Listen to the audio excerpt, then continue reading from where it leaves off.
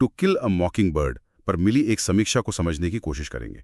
जी, ये किताब 1960 में आई थी और इसे सदर्न गॉथिक और बिल्डुंगस्ट्रोमान, मतलब जिसमें किरदार बड़ा होता है, सीखता है, इन जॉनर में रखते हैं। हाँ, और कहानी 1930 के दशक के अलाबामा के एक काल्पनिक शहर मैकॉम की है।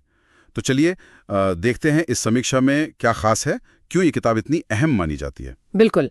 तो समीक्षा बताती है कि कहानी स्काउट फिंच नाम की एक छोटी बच्ची की आंखों से है और उसके पिता हैं एटिकस फिंच। हाँ, वकील हैं वो। जी, एक वकील जो बहुत उसूल वाले हैं। वो टॉम रॉबिन्सन नाम के एक अश्वेत व्यक्ति का केस लड़ते हैं, जिस पर बलात्कार का झूठा आरोप लगा है ना। हाँ, एक श्वेत महिला का। हाँ बिल्कुल, और यहीं से कहानी नस्लीय अन्याय, नैतिकता और बचपन की वो मासूमियत कैसे खो जाती है, इन सब मुद्दों पर बात करती है। सही। एटिकस फिंच का किरदार तो बहुत ही पावरफुल माना जाता है। तो ये समीक्षा किताब की किन मुख्य बातों पर जोर देती है, मतलब क्या चीजें इसे खास बनाती हैं? देखिए, समीक्षा में कई बातें हैं। सबसे अहम तो है नस्ली अन्याय। टॉम रॉबिन्सन का जो मुकदमा है वो दिखाता है कि अमेरिकी साउथ में उस वक्त भेदभाव कितना गहरा था। ये तो है। फिर है नैतिक हिम्मत।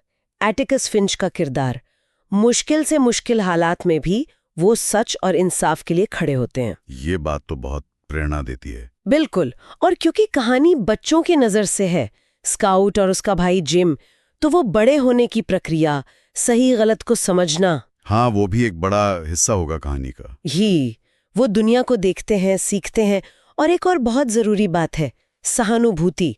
समीक्षा कहती है कि किताब ये सिखाती है कि किसी और की खाल में घुसकर दुनिया को देखो। हाँ, ये कहावत तो बहुत मशहूर है इस किताब से जुड़ी हुई। और वो अच्छाई बुराई वाली बात, हाँ, वो भी अच्छाई बनाम बुराई, मासूमियत जिसे मॉकिंगबर्ड का प्रतीक माना गया है, उसका सामना कैसे दुनिया की क्रूरता और नफरत से होता है। सुनने में काफी गहरा है। जी। समीक्षा में भाषा या किरदारों के बारे में क्या कहा गया है?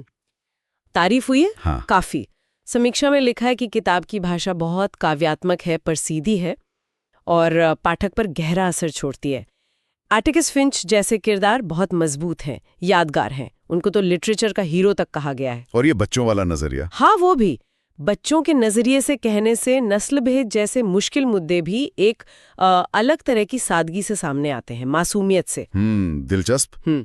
लेकिन क्या समीक्षा में कुछ मतलब नुक्ताचीनी या आलोचनाएं भी हैं? आजकल क्लासिक किताबों को अलग तरह से भी देखा जाता है। हाँ, ये एक जरूरी सवाल है।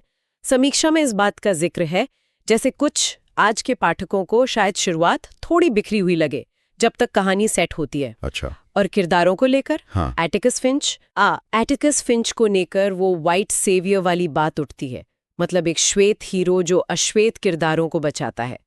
आज के समय में जब नस्लवाद पर बात होती है तो ये पहलू कुछ लोगों को प्रॉब्लमैटिक लग सकता है। ये पॉइंट तो बनता है। और समीक्षा ये भी कहती है कि शायद काल्पनिया, जो फिंच परिवार की अश्वेत हाउसकीपर हैं, या टॉम रॉबिन्सन, इनके किरदारों को और ज्यादा गहराई दी जा सकती थी। सही कहा। ये सोचने वाली बात है कि समय के साथ कैसे नजरिए बदलते हैं। तो फिर कुल मिलाकर समीक्षा किन लोगों को ये किताब पढ़ने की सलाह देती है? समीक्षा के हिसाब से ये किताब उन स्टूडेंट्स और पढ़ने वालों के लिए बहुत जरूरी है जो अमेरिकी इतिहास, खासकर सिविल राइट्स मूवमेंट को समझना चाहते हैं।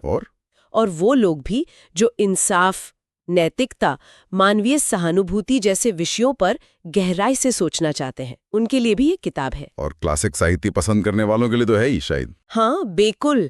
जिन्हें क्लासिक लिटरेचर पसंद है या वो कहानियां जिनमें किरदार बड़े होते हैं, सीखते हैं, उन्हें भी ये अच्छी लगेगी। तो मतलब आलोचनाओं के बावजूद समीक्षा इसे एक बहुत अहम किताब मानती है। हाँ, बिल्कुल। समीक्षा का निष्कर्ष यही है कि टू किल अ मॉकिंगबर्ड अमेरिकी साहित्य की एक महान कृति है।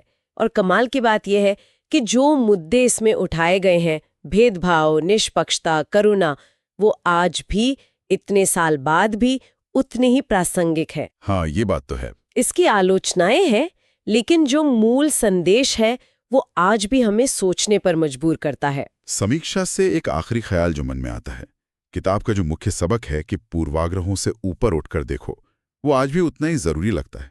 पर क्या ऐसा हो सकता है कि जो बच्चों का नजरिया है, जिसे समीक्षा एक ताकत बता रही है, वो असल में समाज की कमियों पर और तीखी चोट करता हो? क्योंकि बच्चे शायद बड़ों के बनाए भेदभाव को ज्यादा साफ साफ देख पाते हैं। इस पर सोचा जा सकता है।